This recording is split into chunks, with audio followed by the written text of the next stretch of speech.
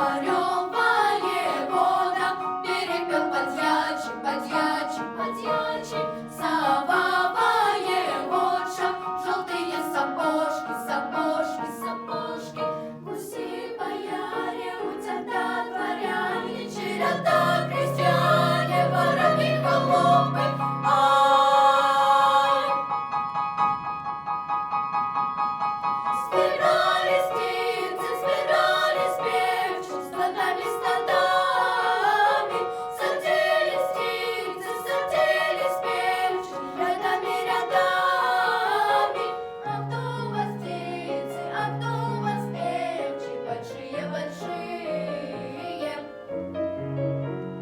А кто у вас птицы, меньшие, меньшие? А кто у вас птицы, а кто у вас певчи, большие, большие, меньшие, меньшие?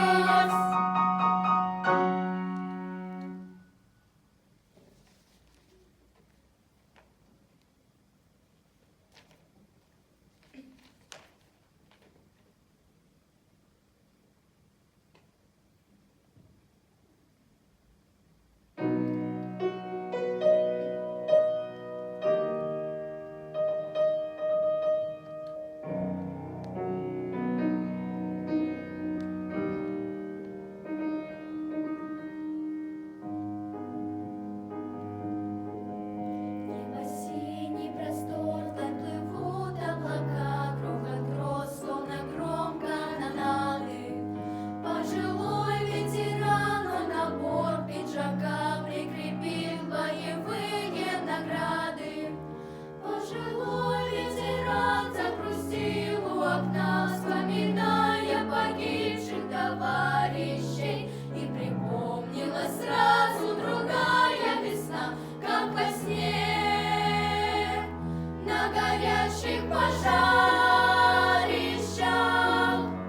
Снился солдату сад лепестков кружевной листопад,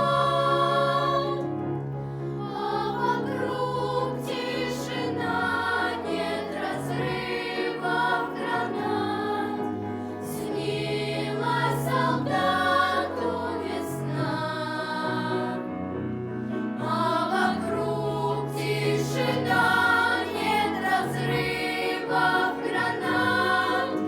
Снилась солдату весна.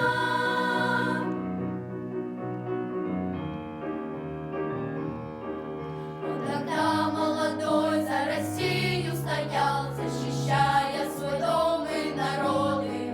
Слезы жен матерей на себе испытал, защищая с боями свободу. И теперь каждый год, как приходит весна, и сады начинают цветение, он встречает на все свои ордена. День Победы